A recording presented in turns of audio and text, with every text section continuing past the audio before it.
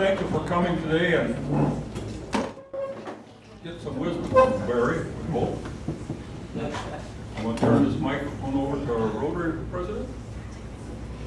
Thank you very much for coming on behalf of the Hutchinson Rotary Club. I'm Michelle Beckerla, our president this year, and we're just very honored to have all of you filling up this room. It really shows your dedication to our town of Hutchinson and really shows great respect to our esteemed guest, G. Barry Anderson.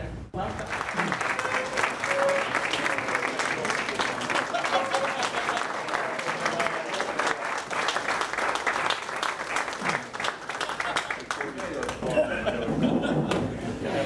I just wanted to echo the previous sentiment. It's so nice to see all of you here today.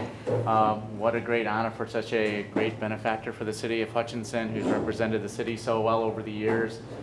But as Bill mentioned, at the last city council meeting, the mayor did issue a proclamation concerning Barry Anderson Day here in the city of Hutchinson, and I'm going to read that at this time.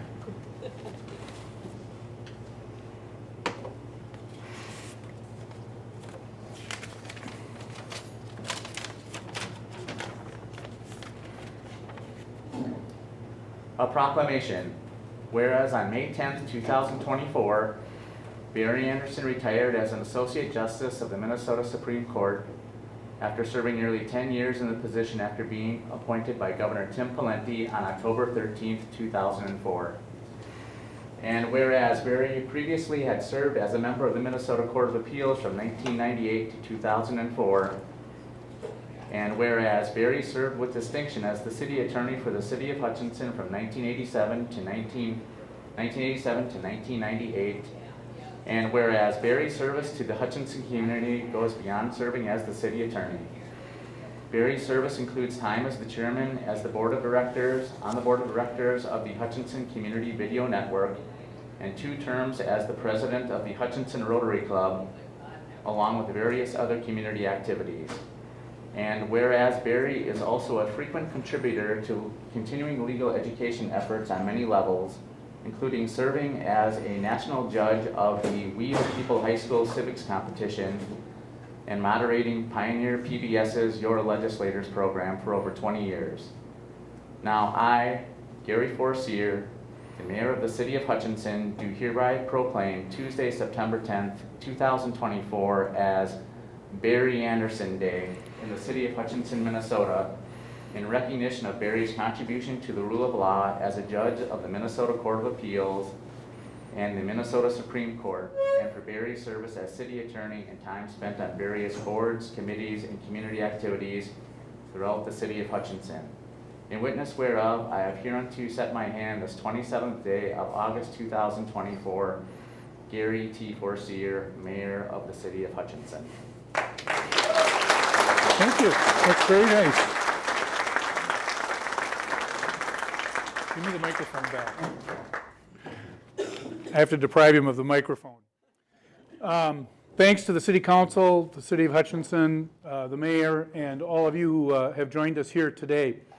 I'm going to do 3 things today, if time allows. I want to, first of all, tell some stories about what brings me to Hutchinson and gratitude for this community, talk a little bit about what the court is doing, what it looks like, and then maybe a couple of comments, if time permits, about the rule of law.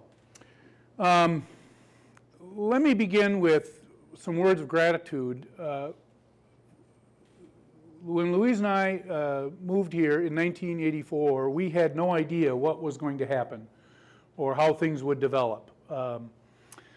Here's kind of the backstory of how I wind up here. It's more or less accidental. I was practicing law in Fairmont from 1979 to 1983.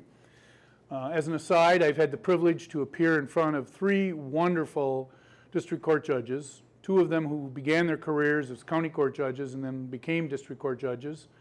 And I'm going to mention all 3 of them here, Conrad Gerenstrom and Leroy Yost. Gerenstrom in Martin County, Yost here in McLeod County.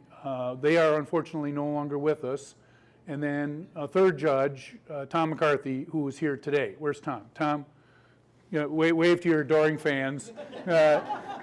Tom's first visit with the lawyers in McLeod County, I remember this vividly. He had been the Sibley County attorney, been appointed by Governor Perpich, I believe, to serve as the district court judge as part of the First Judicial District. And his comment was, he didn't think he was going to be any different as a judge than he was as a lawyer, but he understood that the role demanded different things. And if anyone thought that he wasn't doing what the job needed or had advice to offer, he wanted to hear from lawyers if they had any concerns. Some people can make that statement and you don't believe them. Some people can make that statement and you believe them. We believe Judge McCarthy, and it was a great experience being in his courtroom. But in any event, I had been in Fairmont for 4 years, and I tell young lawyers a little bit of career advice. It's complex, challenging, maybe take some notes. Don't get into an argument with the son of the senior partner. I tried that business development career advancement strategy, and it really wasn't working very well. So anyway, great relationships with the people I worked with previously. It was fine. It was time to move on. But I had been looking for another alternative, and I was a consistent second place finisher. Everybody was very impressed with my resume. They just weren't willing to sign a check and bring me on as an employee. But I did persuade some folks at the Arnold and McDowell law firm in St. Louis Park that there was some potential here. And that turned out to be a great move.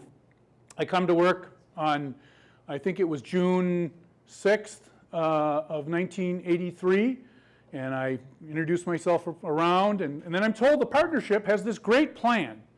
Their plan is they're going to open, Dan Behrens was an associate with the firm, had an office in Glencoe, and on Dan's advice, they were going to open a law office in Hutchinson, and this was the strategy. They had planned that they would open this office and they would rotate lawyers out of Minneapolis to Hutchinson, and everybody would be so impressed with the great lawyers who worked at this law office that the clients would beat a path to the door. You'd have to keep them away with a stick. Once again demonstrating my inability to do the diplomatic thing, I said, no, I've been with the firm one day, or at least most of one day. That won't work. Oh, no, you didn't know what I was talking about. Well, anyway, they had hired an employee who's with us today, my longtime administrative assistant, whose job it was to keep me out of trouble. You know, you'd have to ask her. She was a lot taller, but working with me made her shorter. Linda Martin is with us here today. Linda was that employee. And the strategy that I just described was so successful, she would bring her work from home because there wasn't anything to do in the office. So anyway, after practicing a little bit in Hennepin County, I decided I'd had enough of that, and I volunteered to take responsibility for the development of the Hutchinson office. I began commuting out to Hutch, lived in New Hope for a brief period of time, and then when Louise and I got married for that following spring, we had an apartment at 101 Southview Terrace. And that was our first home in this community. And there's some people here I owe a great deal of thanks to.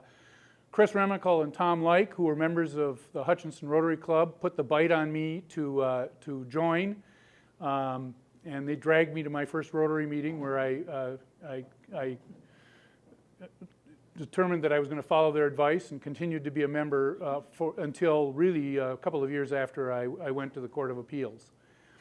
So that's how things get started. So how do I wind up as the city attorney? Now, you know, small towns, you read Sinclair Lewis and other famous authors, and they're all very critical of smaller communities. I shouldn't say all, but that's a fairly consistent theme. So here's a guy who had only been in town for, 4 years, who becomes the city attorney on January 1, 1987. How did that happen? So I'm going to talk a little bit about how that happened, because at least one of the people who's responsible for it is sitting at that table right there, and that would be then Mayor Paul Acklin. The city was looking for a replacement for Jim Schaefer, who had retired previously or had resigned as the city attorney. They went through an interview process, and there were 3 local local contenders. It was myself, Roger Gilmer, and Pete Castle. And Roger withdrew because he had some litigation against the city, and I think concluded it's a little difficult to represent the city and sue the city. So that wasn't going to work. It came down to Pete and I, and ultimately, I think there were good arguments for both of us, and I think my conversations with Pete would suggest that it worked out really well for both of us for a variety of reasons. The council wound up offering the position to me, and I accepted it as a contract-based city attorney. And I held that position until my departure for the Court of Appeals in 1998.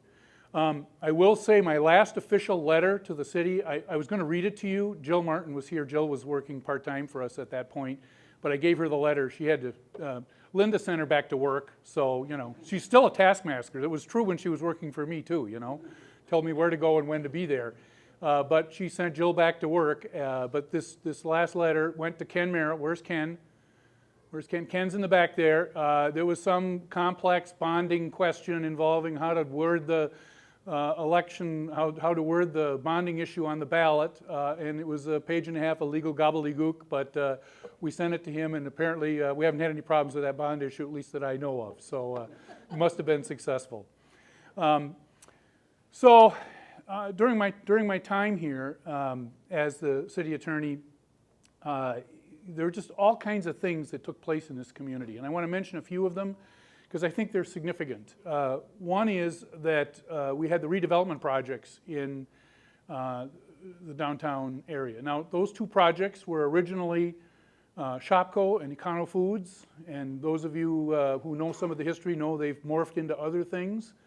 Creative destruction, which Schumpeter referred to as part of the way capitalist economies work, means that uses change.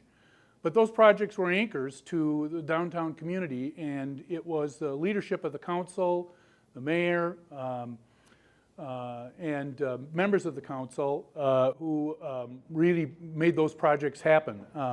I should mention the council when I became city attorney in 1987 was Mayor Paul Ackland, and then Mike Carls, John Maliner, Marlon Torgerson, and Pat Michalecki.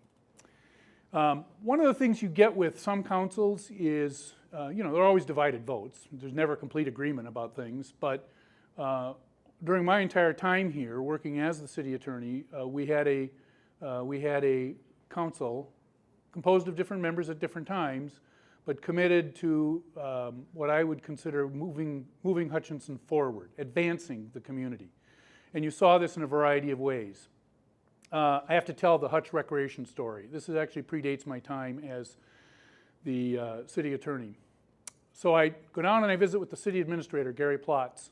I've probably been in town a year, maybe two, and I'm complaining. In fact, I'm whining about this. How does a town of 10, 12, 13,000 people, how does a town of this size not have a decent place to play basketball? And I went on and on about this. This is something that the community should be doing something about. And poor Gary, of course, is sitting there going, who is this guy and why is he talking to me? But in any event, I didn't, I gave my little pitch. He said, well, we're thinking about this problem. Bruce Erickson, the rec department, is working on it and so forth, and we're looking at it, and we'll get back to you. Okay. So a couple of weeks pass. In blows the mayor of Hutchinson, Bob Stearns. Bob comes in, and he kind of waves at Linda as he's going by. And he says, I got to talk to the new lawyer, and she doesn't even have a chance to. She said, well, wait. She just kind of ignores. She goes on back. Comes in the back of my office, sits down in the chair across the desk from me, and he starts in on me. He says, I understand you've been complaining to our city administrator about the absence of a recreational facility. I've been in town, a year or two, and I'm thinking, now I got the mayor mad at me. Well, yeah. So I'm starting to offer explanations, and he says. Cuts me off, and he says, all right, I've had enough of that. I'm thinking, how much trouble am I in here? Then he pauses and he says, I think you're right. We're creating a committee, a task force to look at this, and you're now the chair. Gets up, and out the door he walks. Now tell me, does that sound like Bob Stearns? So, you know, that was my first introduction to Bob, and of course I got to know Bob and later Roger very well. And you can go out there to the rec center, and for some reason my name appears on that plaque. But how it got there is pretty interesting. But other projects that you know, sort of began, we had, as I once observed, one of the best hospital administrators in the state of Minnesota, in Phil Graves. Phil is also with us here today. Phil would call me and say, well, I've got a problem now, you need to come out here. We'd come out and we'd deal with whatever the problem was. But one of the things that was interesting about his approach to dealing with these issues that come up in administration is you could never find the guy in his office. So if you went out there to his office, he wasn't there. You'd have to page him or whatever they did to locate him. And he was an early advocate for management by walking around. He knew the people he worked with, and he knew what they were doing. And you know, I really admire what the city has done with Harmony River here. It is a remarkable addition to the community. It takes place long after my time here. But what's interesting about it is that its roots go back to decisions to involve the hospital with administering Burns Manor and with making some management changes there and some facility changes. We talk about it. It takes a village to raise people. It takes a village to make a village run. There were lots of people who had roots in that project. I want to say a word about city personnel, and then I'm going to move on to a couple other topics. I had the privilege of working with some really gifted employees of the city, and I'm going to mention a few names here, conscious of the fact that I'm probably forgetting some.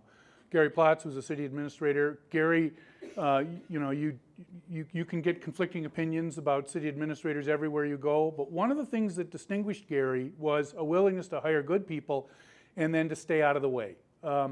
That's a risky proposition in city administration because when things go badly, as they sometimes do, the inclination of the media and critics is not to blame junior assistant administrator or the director of this or that. The natural tendency is to blame the city administrator. But he hired good people and let them do their jobs. John Roderberg, who's here today, city engineer, Jim Marca, who was the building official. If you read in the newspaper, if you pay attention to city planning issues, which I still do, you'll see comments that the city of Duluth or the city of St. Paul had a policy or has adopted a policy of requiring developers or requiring city departments to meet with developers as a group to work through as many issues in advance of the actual development. And they'll talk about how, well, this was first developed in Duluth or it first occurred in St. Paul. It's all wrong. This is where it happened for the first time, Hutchinson. You know, John, I don't remember, Jim Marca maybe was his idea. Am I thinking? It was you and Jim. I know that you two led the parade on this. This was such an obvious good idea. Why it had not been done before anywhere, I don't know, but it was done first here. And we had, this was sort of towards the end of my time, but developers who would say, we just don't have the issues in this community. I mean, we have to follow the rules like everybody else, and if there's a problem, we're going to be held accountable. But other places have not, they've got you running around to offices at various times to get various permits. It shouldn't be that hard. That's an example of great leadership. In addition to Phil Graves, I also want to mention someone who's no longer with us, Clarence Katamus, who was the Hutchinson Utilities Commission. I wound up, after Dan Prochnow stepped away, I wound up also representing the Utilities Commission, and that incidentally allowed the city to move to a full-time city attorney, the position now occupied by Mark Sabora, who represents all of the various entities. But Clarence was an innovator in the utility space. In fact, a number of my conversations with Clarence were, that's a really good idea, Clarence, but we can't do that because we're a city and the rules are a little different. But he brought tremendous innovation to the community. And then finally, I would be remiss if I didn't mention Mike Carls and the famous, some of you may remember the decision of the city of Hutchinson to once again sell Russian vodka at the municipal liquor store. I was at that meeting. The city had stopped based on a lengthy, well-written resolution that Mike had offered because of the downing of the Korean airliner over the Soviet Union. Glasnost, Berlin Wall falls, and Mike's got this well-considered, thoughtful resolution about how the city should now allow Russian vodka to be sold at the liquor store. I happened to be at the meeting. AP guy says to me, "What are you doing here?" I say, "Well, I'm the city attorney. I helped with this resolution, but it's really Mike's work." And he said, "What do you think about this?" And I said, "Well, it took 6 long years, but the city of Hutchinson finally brought the Soviet Union to its knees." Once again, demonstrating my great facility for talking when I should shut up, because of course, the guy that wrote the resolution also signs my paycheck as the city attorney. Shortly after that, I started doing volunteer work with his We the People program, which you saw referenced here. I'm not the sharpest knife in the drawer, but even I could figure out that we had some work to do there. But it really was a great experience. I want to talk in just the remaining few minutes about some other issues, but I want to carry to all of you who are here today, those watching on HCVN, another little project that my fingerprints are on, for good or ill, better or worse. I want to just express my gratitude to this community. We moved here without any expectation about what was going to happen. All 3 of my kids attended Hutchinson schools. We were actively involved in a variety of different ways. Louise served on the Averon board for a period of time. Very active at Faith Lutheran and in other ways. And whatever we gave to the community, we got back much more ourselves. Cicero once observed that gratitude is the father to all other virtues. And I am telling you today that we have immense gratitude to this community. Now, when we started the discussion about doing something here, originally the thought was, well, you know, Justice Anderson will come out and talk a little bit about the courts and maybe about the rule of law, and I'm going to do a little bit of that. But I wanted to talk a little bit about how important this community is, and so now we'll do the little business piece. I want to talk about 2 things. First, what the court is doing, and then what I think some of the challenges are, and then we'll take a few questions if you have them, and we'll see how that goes, and we'll try to get you out of here within the next 10 minutes. So let me see first of all, and say a few words about the court. I am the 85th Associate Justice to serve on the Minnesota Supreme Court. I am, as far as I know, the only McLeod County resident that has had that privilege. There are 99 justices who have served on the court. It's a 7-member court now. It's been a 9-member court, also a 5-member court, and early in its time, a 3-member court.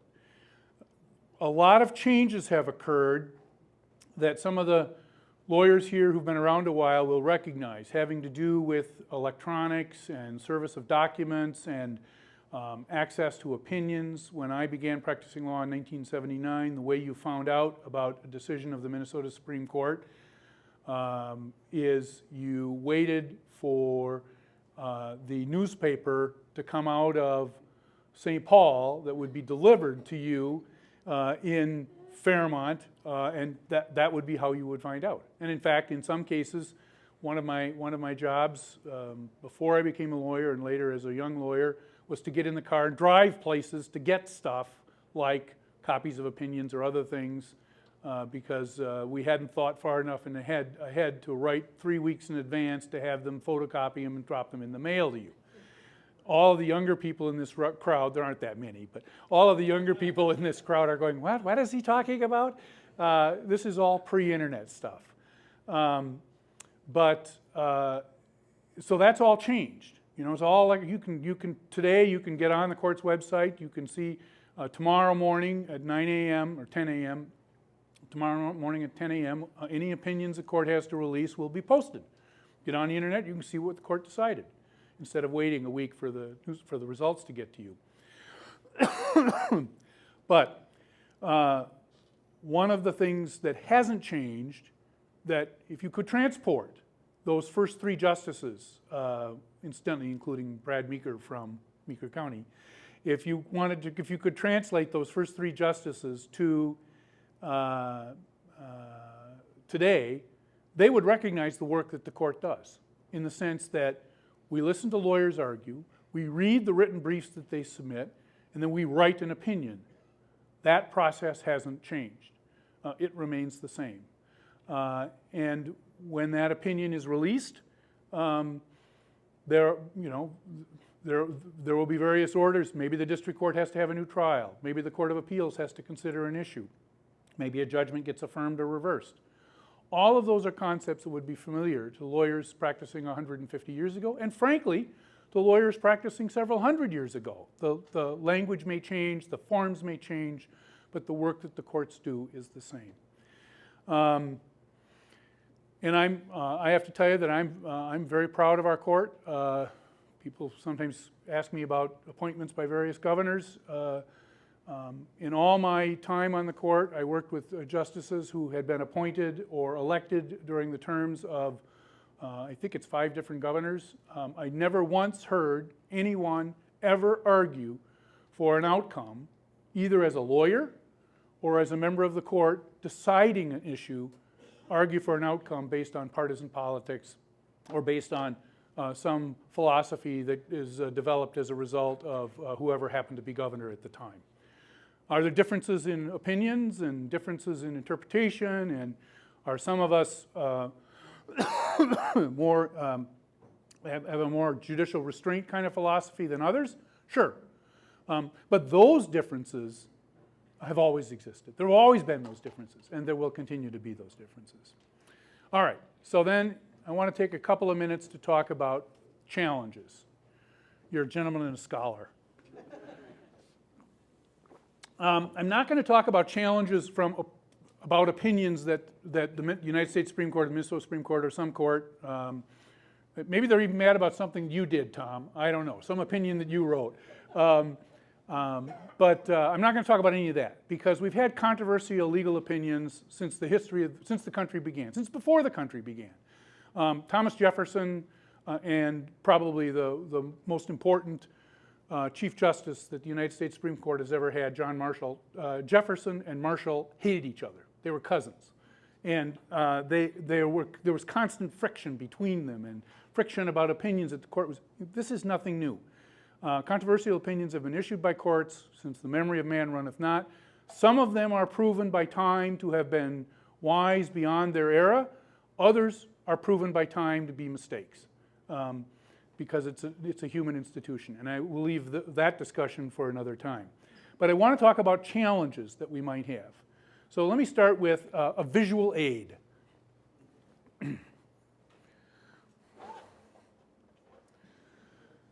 I have with me, what is it Carson used to say, or his sidekick? Yeah, Carson, kept in a jar at Funkenwagnall's porch since noon today. Well, that's not true. But I have here, courtesy of the law library, one of the few things that former justices, for the most part, nobody pays any attention to us, and that's probably a good idea. But you can get your phone calls returned. And I called the state law librarian and said, could I borrow a book? Oh yeah, they'd let me borrow a book. So I have with me here today from the Minnesota State Law Library, the Statutes of Minnesota from 1866. This book in 1866 represents all the law of the state of Minnesota. The law of the state of Minnesota now covers 26 separate volumes, and the regulations that have been issued by agencies of the state government, as authorized by the legislature, covers 25 or 26 or 27, I've lost track, volumes, all about that size. The challenges, one of the really big significant challenges with the rule of law is identifying applicable laws and dealing with this issue. Here's another example. In an example of a failed attempt to tally up the number of laws on a specific subject area, in 1982, the Justice Department, that's the people in DC, tried to determine the total number of criminal laws. In other words, something for which you can be sent to jail or pay a fine. In a project that lasted 2 years, the department compiled a list of approximately 3,000 criminal offenses. This effort, led by Ronald Gaynor, a Justice Department official, is considered the most exhaustive attempt to count the number of federal criminal laws. This project came as part, as a Wall Street Journal article put it, of a long and ultimately failed campaign to persuade Congress to revise the criminal code. So in other words, we're not even sure how many criminal laws we have. So when we talk about the rule of law, this is a major barrier to getting to being able to deal with that problem. Let me talk about a second issue, which is party endorsements for judicial offices. We're in an election season. The Chief Justice of the Minnesota Supreme Court and Associate Justice Carl Procaccini have filed for election to additional terms of office. They have challengers. I'm not here to tell anybody who to vote for. In Minnesota, we do not have partisan endorsements. I happen to have endorsed both of them, but you make your own decision, as we always do in these kinds of situations. But we don't have party endorsements in Minnesota. And I have thought for some time that party endorsements are a problem. Wisconsin, for example, does not have formal party endorsements, but they have a very partisan kind of election process. And keeping Minnesota from becoming Wisconsin, I think, is an important principle here. Yeah, right, yeah, exactly, yes. Maybe there's other reasons. They've got a terrible football team, too, you know. Couldn't resist that. All right, so the last partisan, but let me give you, you know, we're going to all celebrate Minnesota supremacy here, but let me give you a little piece of history that most people don't know. The last incumbent justice of the Minnesota Supreme Court to get defeated in an election was William Christensen in 1946. But if you go back to 1892, from 1892 to 1910, Minnesota had partisan endorsements. The thought that we've never had them, or that they could never become the law of the state again, the history doesn't support that. Not only did we have those partisan judicial elections, between those years, 1892 and 1912, at least 7 incumbent justices got beat because, mostly, they were not a member of the prevailing political party. So when I talk about partisan judicial elections, what I mean is when you have a political party that specifically endorses candidate X or Y. Now, my view is I think that's problematic. I think it is a long-term challenge, and it is something that we should be arguing against. There's been no recent movement in that area, but as I said, Wisconsin has not always been Wisconsin, and I don't think we want to move in that direction. I also want to say just a word, well, I think we'll just save that. I've got a longer speech about administrative law and the problems it creates for separation of powers. Those of you who recall back to your civic education in high school or college may remember the discussion about the executive, the legislative, and the judicial branch. One of the problems you have here is that we have increasingly deferred to administrative agencies. Some indication that the courts are maybe going to force some of that back into the Congress to decide. We'll see how that goes. But I have a quote that I often use when I discuss this topic, which illustrates the problem. This is Professor, now Boston University professor, then Harvard professor, I believe, Gary Lawson in 1994, speaking about Federal Trade Commission process. The Commission promulgates substantive rules of conduct. The Commission then considers whether to authorize investigations into whether the Commission's rules have been violated. If the Commission authorizes an investigation, the investigation is conducted by the Commission, which reports its findings to the Commission. If the Commission thinks that the Commission's findings warrant an enforcement action, then the Commission can issue a complaint. The Commission's complaint that a Commission rule has been violated is then prosecuted by the Commission and adjudicated by the Commission. The Commission adjudication can either take place before the full Commission or before a semi-autonomous Commission administrative law judge, of course appointed by the Commission. If the Commission chooses to adjudicate before an administrative law judge rather than before the Commission, and the decision is adverse to the Commission can appeal to the Commission. You don't have to have a law degree to see a separation of powers problem in that discussion. I think this is a major problem. You know, I opened talking about the number of laws. I'm going to close by something James Madison said in Federalist 62. It will be of little avail to the people that laws are made by men of their own choice if the laws be so voluminous that they cannot be read, or so incoherent they cannot be understood, so that no man who knows what the law is today can guess what it will be like tomorrow. I don't have a solution to any of these problems. These are challenges that we don't perhaps spend a lot of time thinking about. It's not necessarily front in mind for us, but they are issues that we need to be concerned about. I close again with a deep sense of gratitude and thanks to all of the city employees, city council members, others that I worked with at the city, and all of the members of the community here who welcomed us all those years ago and allowed me to be of some service to all of you. Thank you for the opportunity to be part of this great community.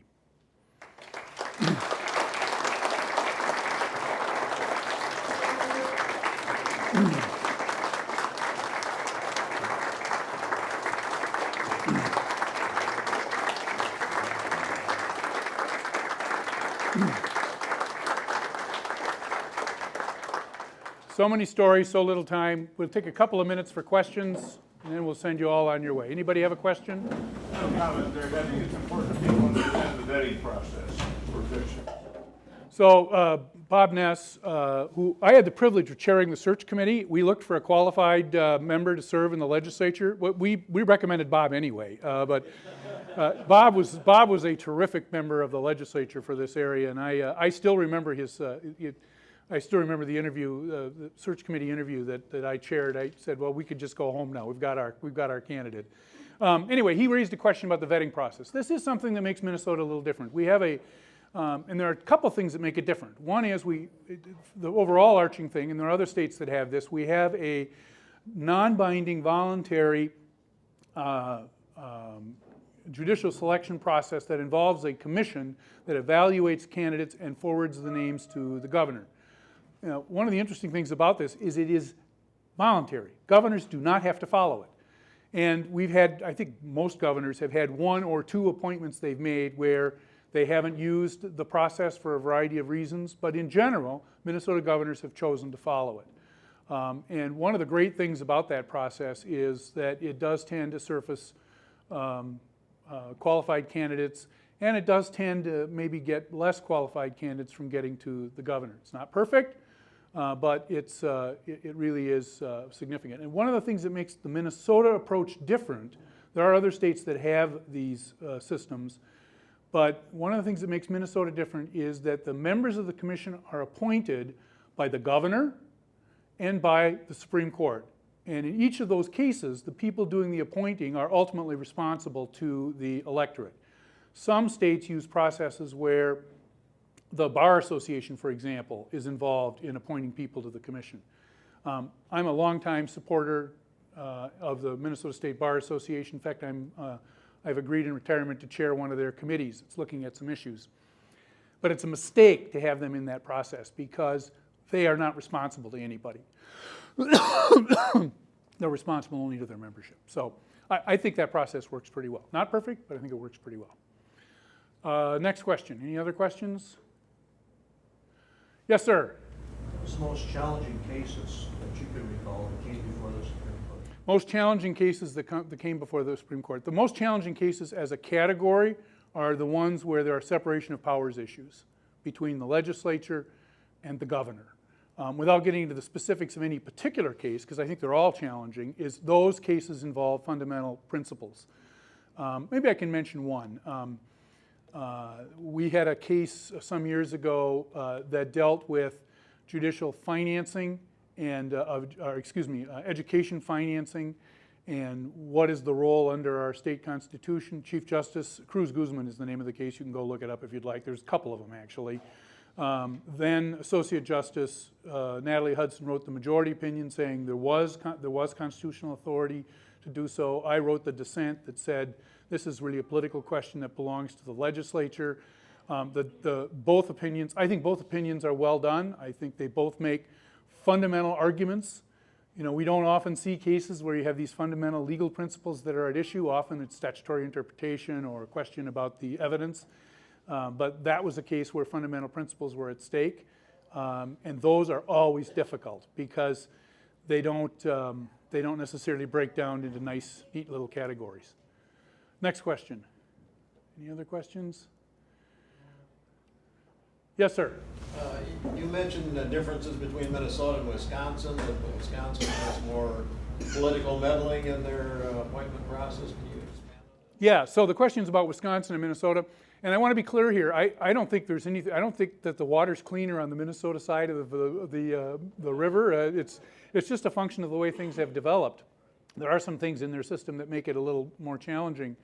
But in Wisconsin, they've had millions of dollars spent on fighting over control of the Supreme Court by conservatives or liberals. I think I can say that fairly. And I know some Wisconsin lawyers. In fact, a good friend of mine who practiced, he was a William Mitchell grad, set up practice in northwestern Wisconsin about 45 years ago, now getting ready to retire. And he tells me 45 years ago they didn't have this problem, that this is something that has developed in recent years. Why they're not here, I think the judicial selection process might be part of it. I think there may be some personalities involved in some of this. I think the way their judicial elections are scheduled is also an issue. They're held in an off-year, low turnout kind of situation. Our elections are always held first Tuesday following first Monday in November, the standard election day. So you have more voter participation, which may tend to drain some of that partisanship out. You know, I don't know. I'm not a political science expert. I can't explain why we've avoided what they've had. But as I said earlier, we had it once too. So the fact is we can't guarantee that we'll avoid it as well. Yes, sir? Any thoughts or comments on the ethical issues of the Supreme Court? The question is about thoughts or comments on the ethical issues involving the Supreme Court. You know, I'm going to stay away from that question in the sense that I haven't studied each of these individual issues that have come up. I am a little concerned about some of these comments that we need to have a particular enforcement mechanism because those enforcement mechanisms can then be, and often are, misused. So there is some tension there. Certainly, justices of the United States Supreme Court, as with the Minnesota Supreme Court, should be governed by ethical rules. They are, in fact, governed by those rules. Whether they should be different rules or there should be some other process.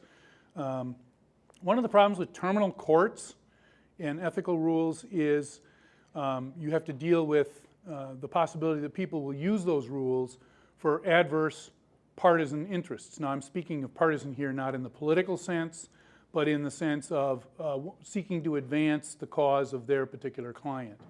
You'll see this, you'll see people will argue, well, Justice X or Justice Y or Justice Z, Judge A, should recuse from hearing this case because he or she is conflicted for some reason. Well, then you do a deep dive into the facts and maybe that case for recusal isn't quite as strong as you might think. So crafting a set of rules that is going to satisfy everybody, that is enforceable is a difficult proposition. Now we do have Minnesota does have a rule, a recusal rule, where there can be a challenge and try to force a member of the court off because they should recuse, and there's a process that you have to follow. My concern, one of the problems you have with the United States Supreme Court is you have 330 million people with opinions. And so the minute you start saying, I mean, there are the obvious cases where there should be a recusal and there wasn't one, okay? So those are of concern. I'm not aware that any of those are at issue here. But then you have the debatable ones. And so now you set up a process and there's Committee X that's going to consider this. And all of the partisans on one side of the question, whether it's Republicans or Democrats or, you know, environmentalists and non-environmentalists or farmers and non-farmers, pick your issue set. Everybody's going to say, they're going to file a complaint and say, Justice A should recuse himself. Well, all right, now what do we do? So it's one of the things that I think that we've had to struggle with a little bit in our current environment is a lot of what drives us in life are norms. And when norms are not, when we don't follow the norms as well as we perhaps should, then we create this situation where we have to be concerned about rules. So it's a really complicated question, and it doesn't break down into nice, neat categories. That's not a great answer to your question, but it's the one you got. Yes? That committee that you're working on after retirement, what are your plans for retirement? So what are my plans for retirement? I'm playing some fair amount of golf. Dr. Remical and I have been out on the golf course a couple of times. He hits the ball remarkably well, by the way. You know, I'm going to do a little bit of that, and I mentioned this committee that I've been working with, having to do with access to documents. Remember when I talked about, my first job as a practicing lawyer before I was a practicing lawyer as a high school student, was getting in my 73 Ford Pinto with the bucket seats. I call them bucket seats because the bolt rusted through the floor and the seat kind of leaned that direction. But I'd get in with my Ford Pinto and deliver documents to various, well anyway, there's this question about how much access should lawyers and the public have to various documents, and the Bar Association has had some issues with the rules, and they're going to appoint a committee, and in a moment of weakness I said I'd be happy to co-chair it. I'm sure I'm going to regret that decision at some point, but that's one of the post-retirement projects. And then I've got 45 boxes of stuff that came home with the court for me, and Louise tells me one of my projects is to do something with those boxes. Yeah, Minnesota History Center, here we come. Exactly right. Last question. Anybody else? Again, thanks to all of you. It's just a real thrill to be here.